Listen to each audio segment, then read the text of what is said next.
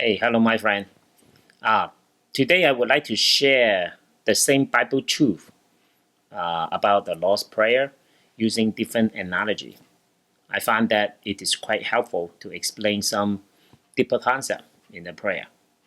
So, if we see our life being on earth, like we are living in the first floor, which is that everything happen in our life is on the ground, everything is tangible, even that you fly high to the sky, we still is that our world which is tangible. So we call it as a first floor. Now this is an analogy.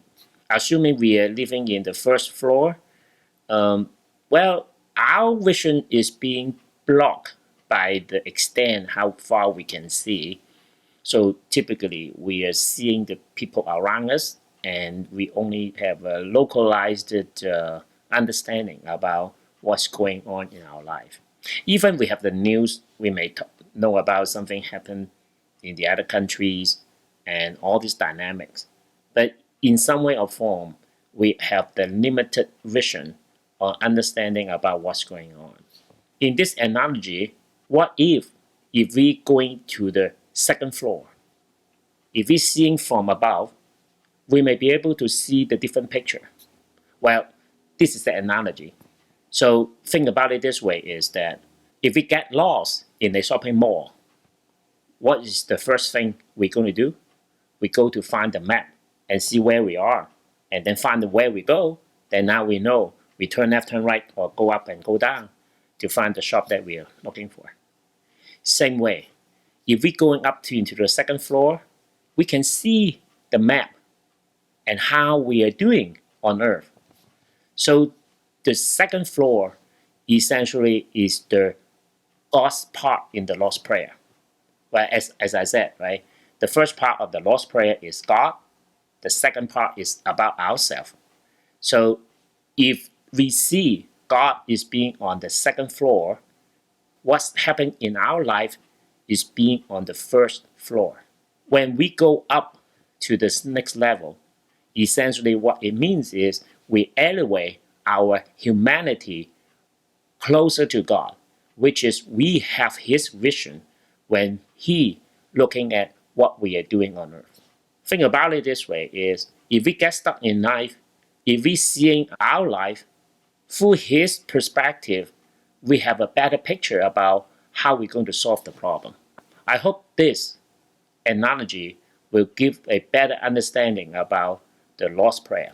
Now, if we're using this analogy, then first floor and second floor, and I explained it, I think, in 2 videos before, I explained it, Jesus being the morning star, and He is actually the bridging between the heaven and earth.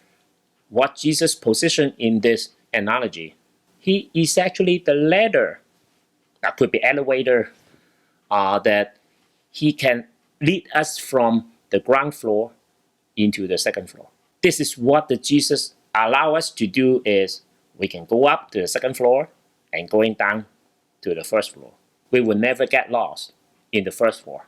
I hope that this analogy gives you a better perspective how to understand the prayer. And also more importantly, now we're close to the Christmas, and now let us use this analogy to understand what those people talk about the gospel. If you met someone on the first floor and realize that, this guy seems to come down from the second floor, then you are blessed. Basically, if you recognize Jesus Christ, His whole life, He is coming down from the second floor, then you are really, really blessed. Why? The fact that you realize that He is coming down from the second floor, what that means is you know you get stuck in the first floor. What that means is you have the concept that we are separation from God. For those people who have no spiritual or the heavenly understanding, their world is just the first floor. They will not have a second floor at all. But once you realize that someone coming from down from the heaven on earth, then wow, this guy is totally different. So then we elevate our understanding to our humanity is actually also understand our spirituality. So recognize Jesus being the Lord, the Son of God, it has such a profound implication. The second thing is that we should also realize that, well, if there's exist of the second floor while we are staying in the first floor, well, we might be living in the ignorance for a long time. We must bound to make mistake because our vision is limited. In the Bible wording, we call us sinner. It was because we are not perfect. Of course, we are living in the first floor. Everything we do is limited in this floor, right? We don't have the vision from the second floor. So that's why we're bound to make mistakes. There's no doubt about it. Being a sinner is not a big crime. The sinner is just meaning that we are just being limited. But now it's different because we recognize Jesus is coming from the second floor. What that means is your humanity already elevated. Now you are aware you are limited. Then next step is, well, we can fix it. How are we going to fix it? Also from Jesus Christ, because, well, if he's coming down from the second floor, we should also know that we should learn to follow him because he definitely can lead us back to the second floor. And of course, we can come down to the first floor again. We come up and come down, come up and come down. Is that interesting? By recognizing Jesus is coming from the second floor, he just being in the first floor with us and demonstrate to us that this is the perfect being, that we both live in the first floor at the same time we live in the second floor also. Don't ignore the fact that we have the second floor. Well, once you have that concept, you are the blessed person in the world because you can explore the even beyond the limit that you get stuck in the first floor. Once you come going up at the second floor, if you look at what we are doing, now you have a perfect vision and understand what's going on. Then you will no longer be struggled. You will be peace. You will be relieved. It's no longer being bound. And then you can pursuing your happiness and joy with God. Just like a playing soccer. If you are the audience, you will get excited about player down on the playground and running for the ball and then passing the ball next to each other and then get the ball into the goal. You are really excited because you can see the whole playing field. But think about it.